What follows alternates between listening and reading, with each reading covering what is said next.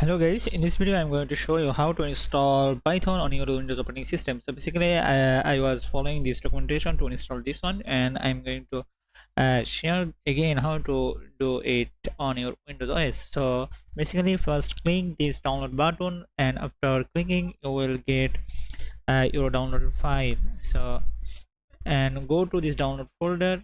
So and then you will get this prompt. And so basically if you are not sure that where you have downloaded, then you can show the in folder. So basically you can double click or right click to run as a administrator. So I am clicking here, and then click this to button and then custom installation.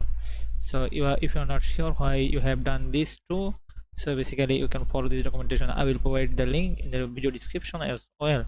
So basically, so these are the two checkbox basically uh, to add some privileges on Python.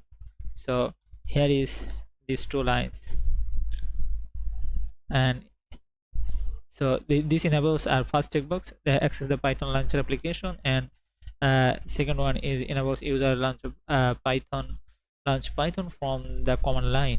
So basically these are the two advantages. So going to next, and these are the three you can check here. You can also add another like for all users. So I'm going to proceed further with this default. So install, and it is installing. So then you will check you will be able to check your Python version from here.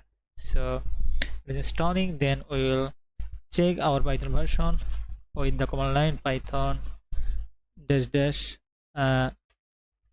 version, or my dash capital letter V as well. So currently this is saying Python was not found, but uh, after completing, if I press here, then so I'm going to again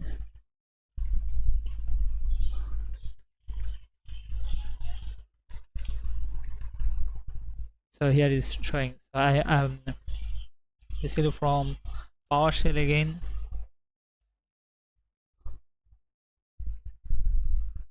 So Python version, yeah, here is also showing, since that command line I have opened before installing. So thank you guys.